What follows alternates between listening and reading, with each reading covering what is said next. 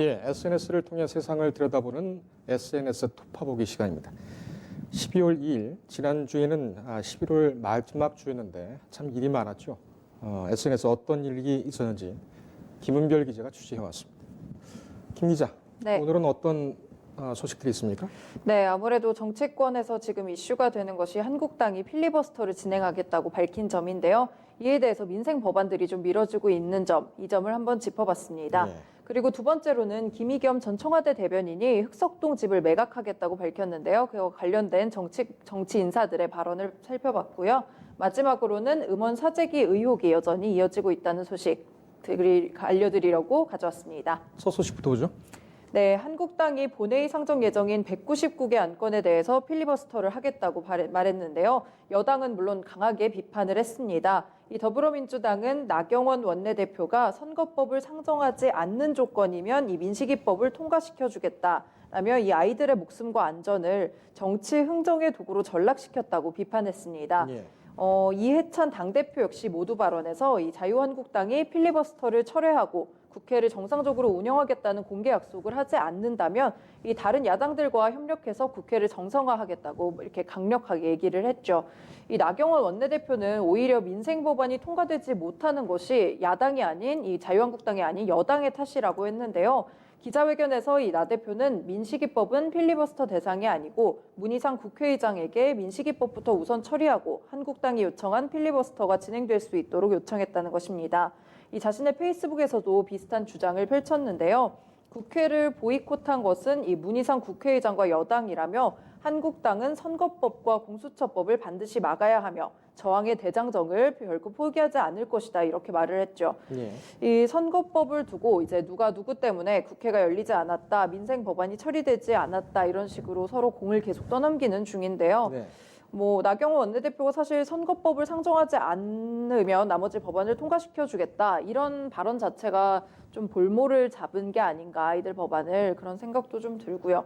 이 처리 안건으로는 유치원 3법과 포항 지진, 진상조사 및 피해구제 특별법안, 민식이법 같은 중요한 법안들이 굉장히 많이 남아 있습니다. 네.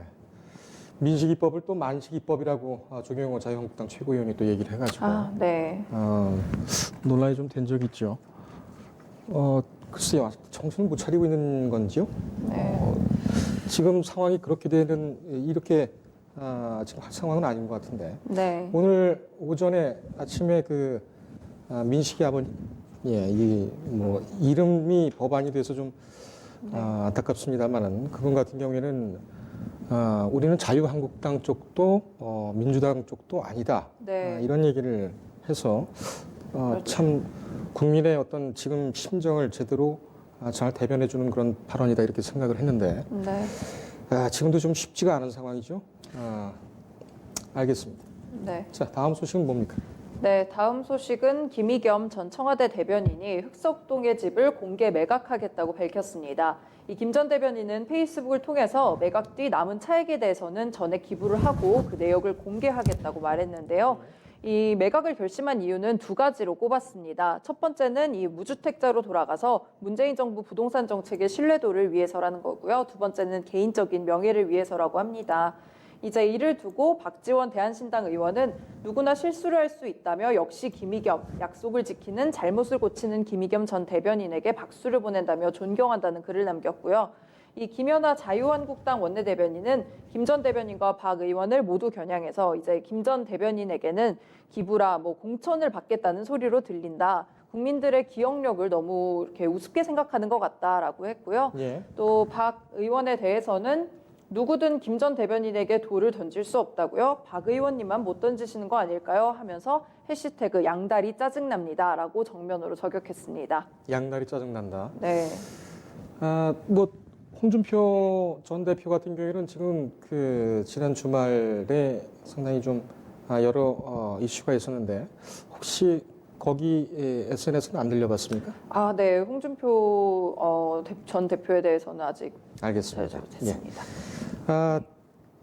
지금 기억하고 계시는 분들도 계시겠습니다. 김의겸 대변인이 한겨레 신문에 있다가 대변인으로 간다는 단독을 저희가 처음 보도를 했었죠. 네. 그래서 아직 뉴스토마토 하면은 김의겸 대변인이라는 관련 검색어 뜨기도 합니다. 아, 네. 뭐 여담이었습니다만 지금 이 상황에서 또 굳이 흑석동 주택에 대해서 언급한 것을 보면 네. 글쎄요 출마 얘기가 나올 만하죠. 네, 뭐 언론에서도 많이 다루고 있는 것 같습니다. 또 군산에 자주 모습을 보였다고 하는 그런 뭐 야당 측의 반박도 얘기도 있습니다만 그것은 뭐 확인되지 않은 것이기 때문에 시청자 여러분께서는 참고만 하시면 될 것 같습니다.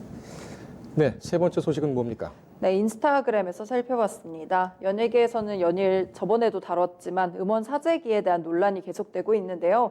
이번에는 가수 양다일 씨와 김나영 씨가 부른 헤어진 우리가 지켜야 할 것들이라는 노래가 아이유 씨와 또 이 1,000만 관객 돌파를 앞두고 있는 겨울왕국 2의 OST를 제치고 1위를 하자 이 일부 네티즌들로부터 이 음원 사재기 의혹이 다시 제기됐습니다. 예. 그러자 이 양다일 씨 소속사인 브랜뉴 뮤직의 대표 라이머 씨가 인스타그램을 통해서 떳떳하지 못한 행위를 하지 않는다라며 이 노고를 훼손하는 행위는 용납하지 않고 선처 없는 법적 조치를 취하겠다고 강력하게 했습니다. 그런데 이제 김나영 씨 같은 경우에는 양다일 씨 같은 경우에는 이제 브랜뉴 뮤직 소속사에 있지만 김나영 씨 같은 경우에는 음원 사재기 의혹이 좀 그간 조금 더 많이 제기가 됐었거든요. 그러다 보니까 이렇게 대표가 나서서 오히려 글을 올리는 것이 소속 가수들에 대해서 오히려 논란을 키우는 것이 아니냐 이런 댓글의 지적이 있었습니다. 지금 이 문제과 관해서는 저희 가요계를 전문적으로 담당을 하고 있는 유지은 기자가 있습니다. 네. 이 토파보기 이어서 바로 저희가 리포트로 정리를 한 것이 있는데 전달해서 보도를 드리도록 하겠습니다. 근데 요즘은 이런 조작 같은 경우에는 금방 탄로가 나는 것 같아요. 또 프로듀스 사태도 그렇죠. 있고요. 지금 실명이 거론된 가수들 같은 경우는 의혹을 제기한, 그러니까 실명을 거론하면서 의혹을 제기한 네. 박경 씨? 네, 맞습니다. 네. 블락비 박경 씨죠. 지금 명예훼손 혐의로 고소를 했는데 네. 이게 오랫동안 이게 해먹은 그런 의혹이었죠. 이번 사실 같은 경우에는. 네, 아무래도 뭐 저도 이제 해당 출입하시는 분한테 듣기로는 뭐 음원 사재기 문제가 뭔가 다들 있다고는 생각은 하는데 정확한 실체는 없는 그런 이제 존재라고 하더라고요. 예. 네. 이번 기회에 정치권에서 대중문화예술계로 넘어간 여론조작 사건 일소가 될까요? 궁금하네요. 없어져야죠. 네. 알겠습니다. 여기까지입니까? 네, 오늘은 여기까지 준비했습니다. 고생했습니다.